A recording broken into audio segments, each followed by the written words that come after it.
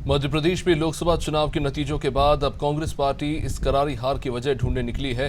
दावे तो ये हैं कि जिम्मेदारों को बख्शा नहीं जाएगा, लेकिन सवाल अब भी वही है कि क्या बड़े नेता इस बार भी बच जाएंगे और केवल प्यादे ही शहीद होंगे।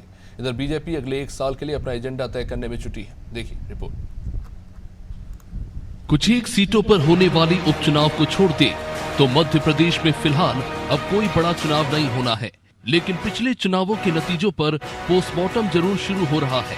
कांग्रेस की फैक्ट फाइंडिंग कमेटी हार के कारणों को जानने के लिए कांग्रेस के लोकसभा प्रत्याशियों से रिपोर्ट लेने वाली है। दावा तो ये भी किया जा रहा है कि जिम्मेदार बख्शे नहीं जाएंगे, लेकिन सवाल तो ये भी खड़ा हो रहा है कि क्या टिकट तय करने वालों पर एक्शन होगा। क्या पीसीसी चीफ जीतू पटवारी नपेंगे? क्या प्रदेश कांग्रेस प्रभारी जितेंद्र सिंह की एमपी में दिलचस्पी नहीं लेने पर एक्शन होगा? क्या भीतर घातियों पर कार्रवाई होगी? क्या आला कमान को बार बार एमपी से 12 सीटें जीतने का झुंझुना पकड़ाने वाले भी नपेंगे? खैर, इन सवाल के जवाब फिलहाल कांग्रेस के पास नजर नहीं आ रहे। देखिए, चुनाव के बाद एक औपचारिक बैठक हमेशा होती है उम्मीदवारों के साथ और उनसे 1 to 1 चर्चा में ये जानकारी ली जाती है कि किस तरह की कठिनाइयां चुनाव लड़ने में उन्हें आई हैं, क्या क्या भविष्य को लेके हमें ठीक करना है, कौन कौन लोग हैं जो इस चुनाव में शिथिल रहे हैं। ये सारी जानकारियां ली जा रही, क्योंकि अब नई कांग्रेस कमेटी बनेगी। उसके पहले पूरी जानकारी कांग्रेस कमेटी के अध्यक्ष के पास होना चाहिए। इस दृष्टि से एक समीक्षा के लिए बैठक है ये। कांग्रेस गुनाहगारों की तलाश कर रही है तो इधर बीजेपी शानदार जीत के बाद भी रुकी नहीं।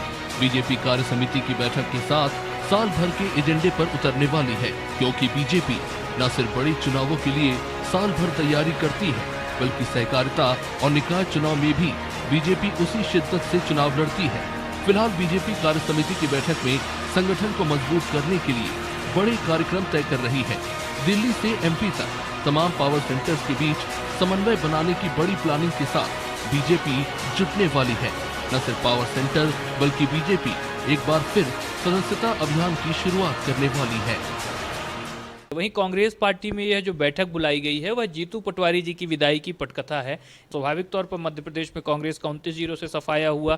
लोकसभा के परिणामों में कांग्रेस लगभग 214 सीटों पर पिछड़ती हुई नजर आई और इसके साथ ही साथ वोट प्रतिशत में भी जो 7% की गिरावट आई है, यह तमाम चीजें जीतू पटवारी जी के कार्यकाल के लिए घातक साबित होंगी। उनके अल्प कार्यकाल में जिस प्रकार से रिकॉर्ड स्तर में कार्यकर्ताओं ने पार्टी का त्याग किया है, नेताओं ने कांग्रेस का तिरस्कार किया है, यह तमाम चीजें कांग्रेस के नेतृत्व के लिए अलार्मिंग है। हालांकि राष्ट्रीय स्तर से यह तमाम समस्याएं हैं, लेकिन इसका ठीकरा जीतू पटवारी के ऊपर फोड़े जाने की पूरी तैयारी कांग्रेस ने कर ली है और हम देखेंगे कि उनकी विदाई जल्द ही होने जा रही है। कुल मिलाकर दोनों दल का फोकस आने वाले चुनाव में बेहतर प्रदर्शन करने पर होगा, लेकिन बीजेपी तो तैयारी में जुटी है। वही कांग्रेस के सामने चुनौती ये है कि वो किसके सर पर पिछले चुनाव की हार का ठीकरा फोड़ेगी। मध्य प्रदेश में तगड़ी हार के बाद कांग्रेस फिर लड़खड़ा रही है, हर दिन टूट रही है। नाराज नेता मुंह फुलाकर घर बैठ रहे हैं। वहीं दूसरी तरफ बीजेपी मध्य प्रदेश से होते हुए दिल्ली तक अपनी सरकार बनाने के बाद भी अपनी जमीन जो है मजबूत बनाने में जुटी हुई है।